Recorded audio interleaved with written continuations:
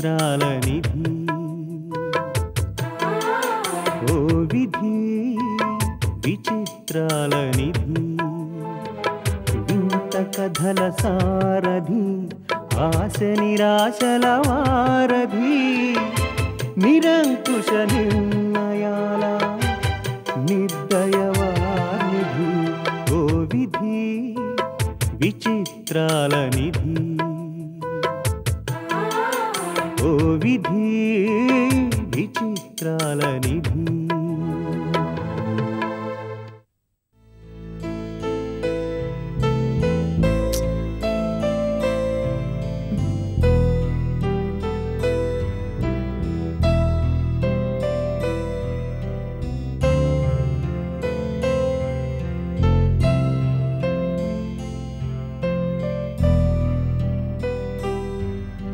మరీ అంత దొంగచాటుగా అబ్జర్వ్ చేయనక్కర్లేదులే. అంత దొంగచాటుగా నేనేం చూడడం లేదే. నువ్వేం చేస్తున్నావో చూద్దామని, ఖాళీగా ఉంటే కాసేపు కబుర్లు చెప్పుకుందామని వచ్చాను. కవిత్వం ఏదో రాస్తున్నట్టు కనిపించావు. డిస్టర్బ్ చేయడం ఎందుకులే అని ఆగిపోయాను. నేను కవిత్వం రాస్తున్నట్టు కనిపిస్తున్నానా? చూసేవాళ్ళకి అలాగే కనిపిస్తుంది. మరి ఏది ఏ రాసావో చూద్దాం. సీతారామయ్య గారి లెక్క. ఇదేమిటి ఇందులో లెక్కలున్నాయి? సీతారామయ్య గారెవరు? ఈ లెక్కలేమిటి? అప్పుడే మర్చిపోయావా తాతయ్య గురించి? తాతయ్య గురించా? ఓహో, ఈ మధ్య ఎవరో కొత్త తాతయ్యని కనుక్కున్నానని చెప్పావు. ఆయన పేరు సీతారామయ్య? అవును, ప్రస్తుతం వినోద్ దృష్టిలో నేను సీతారామయ్య గారి మనవరాల్ని. ఈ లెక్కలేమిటి? ఆయన పెద్ద స్టేజ్ నటుడని చెప్పాను కదా. అవును. నాకు తాతగా యాక్ట్ చేయడానికి ఆయన నా కోసం కొంత టైం వేస్ట్ చేస్తున్నాడు కదా. అవును. టైం వేస్ట్ చేయడమే కాక నా కోసం కొంత ప్రిపేర్ అవుతున్నాడు కదా. వీటన్నిటికీ అంతో ఇంతో రెమ్యునరేషన్ ఇవ్వాలి కదా. మనం ఎంతిస్తే బాగుంటుందని లెక్కలేస్తున్నాను. అదన్నమాట అసలు సంగతి. ఇంతెమ్మని ఆయన గాని అడిగారా? లేదు. మరి నాటకాల్ని నమ్ముకుని బతుకుతున్నాడు. మనకి వెచ్చించే టైంలో కొన్ని ఆఫర్స్ కూడా వదులుకోవాల్సొస్తుంది. ఆ మేరకు పే చేయమని ఆయన అడగలేదు గాని ఇవ్వడం మన ధర్మం కదా. ఓ పంచే, గంటలు రోజులని కాకుండా నెలకి ఎంత అని ఇవ్వు. పేద కళాకారుడు అంటున్నావు కదా, ఆయనకి కొంత ఊరటగా ఉంటుంది.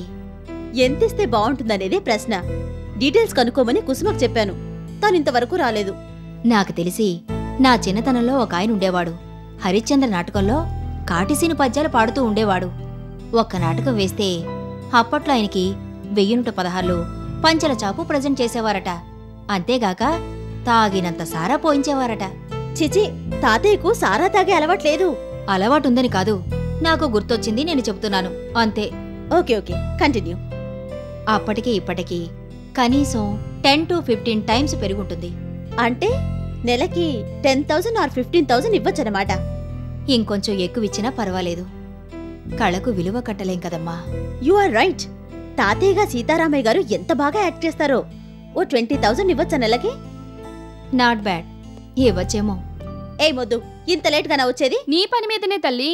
4-5 కలిసి వచ్చేసరికి లేట్ అయింది. సంతోషించాం గాని రా కూర్చో. ఇప్పుడు చెప్పు. సీతారామయ్య మంచి యాక్టరే గాని పెద్దగా డిమాండ్ ఉన్న ఆర్టిస్ట్ ఏం కాదుట. ఆయన సంపాదన మహా ఉంటే నెలకి 2-3 వేలు ఉండొచ్చట. ఒక్కోసారి అది కూడా ఉండకపోవచ్చట. మనం మరీ అంత తక్కువ కాకుండా ఓ 5,000 అలా ఇస్తే బాగుంటుందేమో. మరీ అంత తక్కువ? ఎక్కువలో ఎక్కువ ఇదే తల్లి. మీలో మీరు వాదులాడుకునే బదులు వెళ్ళి సీతారామయ్య గారిని అడిగి చూడండి. చూడబోతే అదే బెటర్ అనిపిస్తోంది. మీ తాతయ్య గారిని నాకెప్పుడు చూపిస్తావమ్మా? ఇదిగో ఈ ఫార్మాలిటీస్ అన్ని కంప్లీట్ అయ్యాక తాతయ్యని ఆయన ఉండే ఇంటిని చూపిస్తాను, సరేనా? సరే. పదవి కుసుమా.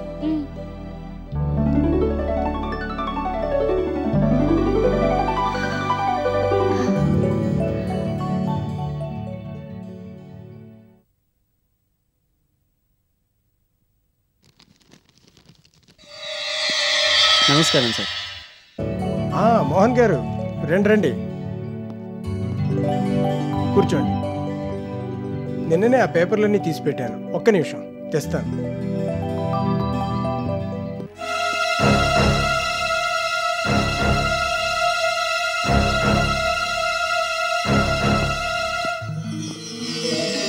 మా ఇంట్లో వాళ్ళంతా మీకు థ్యాంక్స్ చెప్పమన్నారండి. దేనికి? కారుని చెక్కు చెదరకుండా కన్నబిడ్డలా చూసుకున్నాను. మీ వాళ్ళు ఊరి నుంచి వచ్చాక మీరంతా కలిసి మా ఇంటికి భోజనానికి రావాలి. ఓఎస్, తప్పకుండా. ఇది మా అడ్రస్. ఎప్పుడైనా తీరినప్పుడు ఫోన్ అయినా చేస్తుండండి. అలాగే. కారుకు సంబంధించిన కాగితాలన్నీ ఇందులో ఉన్నాయి. చూడు బాబు వినోద్, మీలాగా మేము ధనం ఉన్నవాళ్ళం కాకపోవచ్చు, కానీ అభిమాన ధనం ఉన్నవాళ్ళం. మీలాగా మేము సమాజంలో పరపతి పలుకుబడి ఉన్నవాళ్ళం కాకపోవచ్చు, కానీ పరువు మర్యాదలు ఉన్నవాళ్ళం. సంధ్యకు నువ్వెంత స్నేహితుడు అయినా ఎదిగిన ఆడపిల్ల ఉన్న ఇంటికి ఇలా వచ్చి వెళ్ళడం ఏం బాగాలేదు బాబు. చప్పగా ఉంది. ఇటువంటి డైలాగు గంభీరంగా చెప్పాలి. ఆగతాయి కుర్రాన్ని కన్విన్స్ చేసే లెవెల్లో ఉండాలి.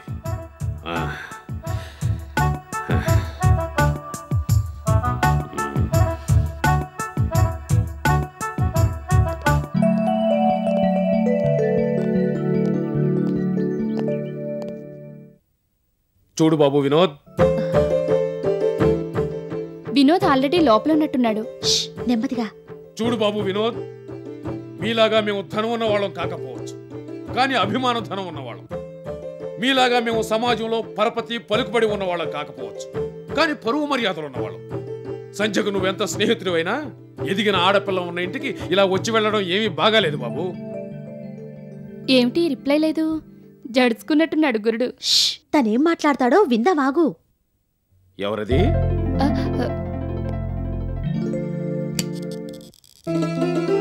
ఇక్కడే నిల్చుండిపోయారే, రండమ్మా.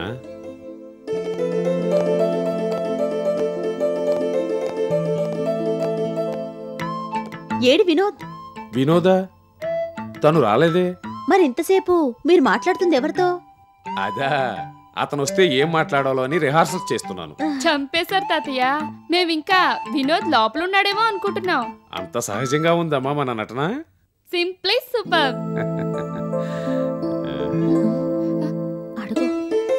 సరే తాతయ్య, మీరంత కష్టపడి నాటకాలు వేస్తుంటారు కదా, దానికి వాళ్ళు ఇచ్చేది ఈ కప్పులు మెమంటోలేనా? డబ్బేమి ఇవ్వరా? ఇవ్వకపోతే నేను ఊరుకుంటానా? ముక్కు పిండోసులు చేయను. డబ్బు డబ్బే, కప్పులు కప్పులే. మామూలుగా ఎంత ఇస్తారేమిటి? ఇప్పుడు ఆ సంగతి ఎందుకు గుర్తొచ్చిందమ్మా? ఊరికినే అవుట్ ఆఫ్ క్యూరియాసిటీ అడుగుతున్నాను. మామూలుగా ఎంత ఇస్తుంటారు ఒక నాటకానికి? పౌరాణిక నాటకాలైతే ఒక rate. You mean mythological dramas? అవును. చారిత్రక నాటకాలైతే ఒక రేటు.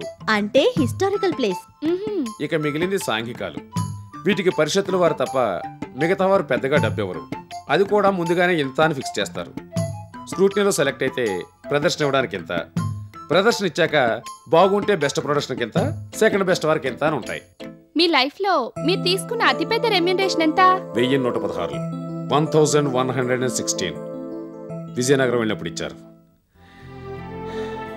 ఆ రోజులు వేరు, ఆ ఆదరణ వేరు. రంగస్థలం పట్ల అప్పుడున్న గౌరవ మర్యాదలు వేరు. రాను రాను నాటకాలాట కూడా వ్యాపారం అయిపోయింది. అసలు రంగస్థలం తీరుతెన్నులే. ఏమిటమ్మాది? యాక్టింగ్ డ్రామాస్ తప్ప మీకు మరో పనంటూ ఏం లేదు కదా తాతయ్య. మా పని కోసం మిమ్మల్ని వాడుకుంటున్నాం. మీరు బతికేది మెయిన్గా నాటకాల మీదే కాబట్టి మనం మొదలెట్టిన నాటకానికి అడ్వాన్స్గా ఇది ఉంచండి.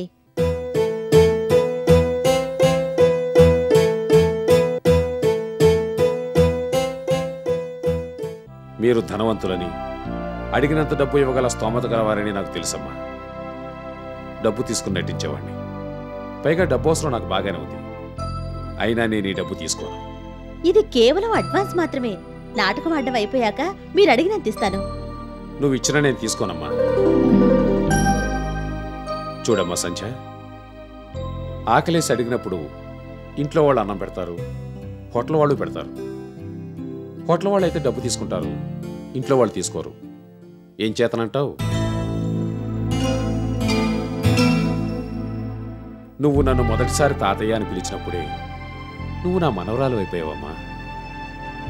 ఆత్మీయత అనేది ఒకటి మన ఇద్దరి మధ్య తీగల అల్లుకుపోయింది. ఇంత చక్కటి అనుబంధాన్ని, ఇంత అపురూపమైన అనుభూతిని కరెన్సీ నోట్లతో కలుషితం చేయడం మంచిది కాదు.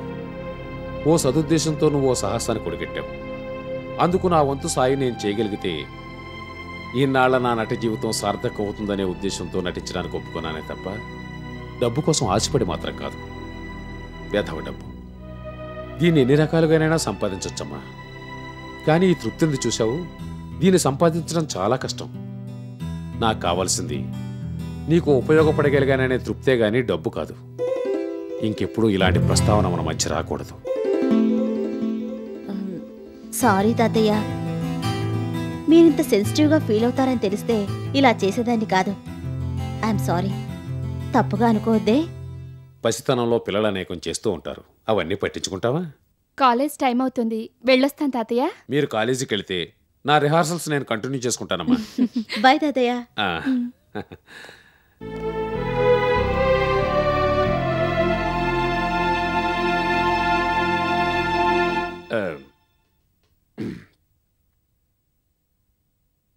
చూడు బాబు వినోద్,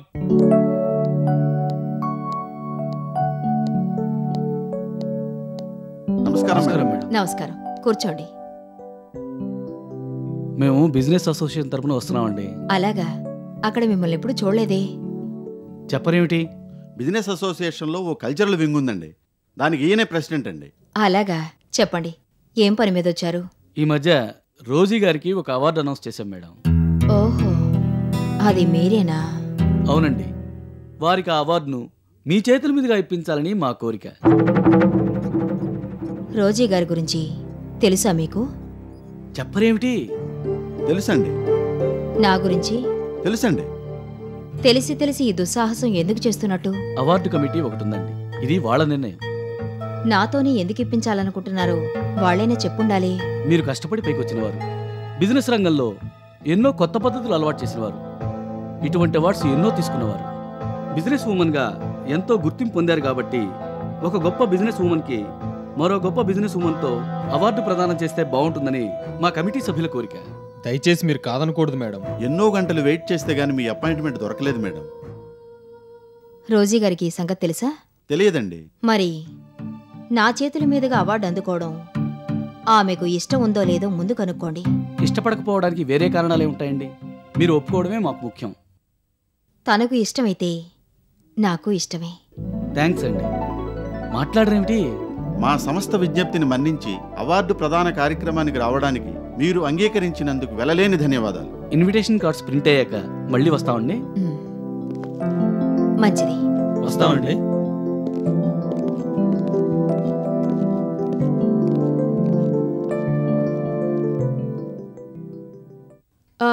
అలాగే చేయండి. నమస్కారం మేడం. నమస్కారం, కూర్చోండి. మీ ఫంక్షన్ డేట్ ఫిక్స్ అయిందా అండి? ఈ నెల 27వ తారీఖు సాయంకాలం 6 గంటలకు అవార్డు ఫంక్షన్ ఉంటుందండి. Very good. 25th లోపల పెట్టుంటే నాకు ఇబ్బంది అయి ఉండేది. చీఫ్ గెస్ట్ గా ఎవరిని పిలుస్తున్నారు? ఐ మీన్ అవార్డు ఎవరితో ఇప్పిస్తున్నారు? ప్రముఖ మహిళా పారిశ్రామికవేత్త లక్ష్మీదేవి గారు.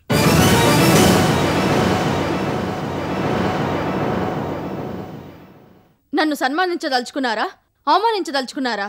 ఇప్పుడు ఏమైందని మేడం? Award function. నో, నాకు ఈ అవార్డు అక్కర్లేదు, ఫంక్షన్ అక్కర్లేదు. తెలిసి తెలిసి లక్ష్మీదేవిని చీఫ్ గెస్ట్ గా ఎందుకు పెట్టారు? మా కమిటీ మెంబర్ల సలహాలు సూచనల మేరకు అలా చేసామండి. అయినా ప్లీజ్ నాకు ఇంకేం చెప్పాలని చూడకండి. ఎలాగో లక్ష్మీదేవిని పిలిచారు కదా, అవార్డు కూడా ఆవిడకి ఇచ్చుకోండి, బాగుంటుంది. కొంచెం మీరైనా మేడంకి చెప్పి. మమ్మీని నేను కన్విన్స్ చేస్తాను, మీరు వెళ్ళరండి. నమస్కారం అండి. వస్తాం. మొత్తం మీద వాళ్ళని పంపించేసావన్నమాట. నా దగ్గర మాట తీసుకున్న తర్వాత గాని ఇక్కడి నుంచి కదలలేదు వాళ్ళు. కొంపదీసి ఫంక్షన్కి వస్తానని మాటగాని ఇచ్చావా ఏంటి? అవును, నా చేతుల మీదుగా అవార్డు తీసుకోవడానికి రోజీకి అభ్యంతరం లేకపోతే ఇవ్వడానికి నాకు అభ్యంతరం లేదని చెప్పాను. కానీ నాకు అభ్యంతరం ఉంది బేబీ. ఒక ప్రెస్టీజియస్ అవార్డుని ఆఫ్టర్ ఆల్ ఒక పని మనిషి చేతుల మీదుగా అందుకోవాల్సిన అవసరం నాకేంటి? నువ్వు ఈ అవార్డుని ఆ పని మనిషి చేతుల మీదుగానే అందుకోవాలి మమ్మీ. వాట్ బేబీ, నువ్వు కూడా అర్థం లేకుండా మాట్లాడుతున్నావు. తన లెవెల్ ఏమిటి, మన లెవెల్ ఏమిటి? లెవెల్స్ గురించి నీతో నేను ఏకీభవిస్తాను మమ్మీ. ఆ సంగతి అలా పక్కన పెడితే నువ్వున్న డయాస్ మీదకి రావడానికి ఆ లక్ష్మీదేవి వెనక్కి తగ్గాలి, కానీ నువ్వెందుకు తగ్గడం? వెనక్కి తగ్గాల్సిన అవసరం మనకేంటి బాబు? పోనీ వెనక్కి తగ్గడం కాకపోయినా కొన్ని రకాల గొడవలకు దూరంగా ఉండడం మంచిదేమో. ఏమిటి నేను చెప్పాల్సిన మాటలు నువ్వు చెప్తున్నావు? ఎంతసేపటికి ఒకళ్ళకన్నా ఎక్కువగా ఉందో లేదో పోల్చి చూసుకోవడం తప్ప ఆ రోజుకి వ్యాపారపరంగా కాస్తంత ఉన్నతమైన లక్ష్యం ఉన్నట్టు కనిపించదు. కానీ మనం అలా కాదుగా. మనకంటూ కొన్ని లక్ష్యాలున్నాయి. వాటిని వీలున్నంత త్వరగా సాధించాలన్న పట్టుదల ఉంది. అలాంటి వాళ్ళకు మనం ఎదురుపడితే పట్టుదల లక్ష్యాలు పక్కదారి పడతాయేమో. నీ మాటలు ఎంత ఆలోచనతో కూడుకునున్నాయో అంత పిరికిగా వినిపిస్తున్నాయి దీపక్. వెనక్కి తగ్గే కొద్దీ తరుముకుంటూ పోవడం రోజీ లక్షణం. మనం ఏమాత్రం వెనక్కి తగ్గినట్టు కనిపించినా దాన్ని అలుసుగా తీసుకుంటుంది రోజీ. అందుకే నేను ఈ ఫంక్షన్కి వెళ్ళి తీరాలి. వస్తే రానివ్వు మమ్మీ. ఆ లక్ష్మీదేవి అక్కడికి వచ్చినా ఆమెనెవరు పట్టించుకుంటారు? అవార్డు విన్నర్వి నువ్వు కదా. నేనే. కానీ అవార్డు ఇస్తూ ఆమె చేయి పైన ఉంటుంది, అవార్డు అందుకుంటూ నా చేయి కింద ఉంటుంది. అది నేను భరించలేను. అసలు సెంటర్ ఆఫ్ అట్రాక్షన్ నువ్వు కదా మమ్మీ. సభలోని వాళ్ళంతా అవార్డు తీసుకుని నీ గురించి మాట్లాడతారు గాని అవార్డు ఇచ్చే లక్ష్మీదేవి గురించి కాదు కదా. వాళ్ళంతా నీ గురించి గొప్పగా మాట్లాడుతుంటే వినలేక వినకుండా ఉండలేక అందరి మధ్య ఆ లక్ష్మీదేవి అనుభవించే నరకం ఎలా ఉంటుందో క్లోజప్ రేంజ్లో చూడాలని నాకు ఆశగా ఉంది మమ్మీ. నాకు మాత్రం అనుమానంగా ఉందమ్మా. 10 మంది మధ్య నిన్ను అవమానించడానికే ఆ తల్లి కూతుళ్ళు ఈ ప్లాన్ వేశారేమో. నువ్వు ఊహిస్తున్నట్టు నన్ను అవమానించడం కోసమే వాళ్ళు ఈ సభ ఏర్పాటు చేసుంటే అందులో అబాసుపాలయ్యేది వాళ్ళు తప్ప మనం కాదు బాబు. వాళ్ళు చేయాలనుకున్న అవమానం వాళ్ళకే తగిలేట్టు చేస్తాను. అందుకోసమైనా నేను వెళ్ళాలి బాబు.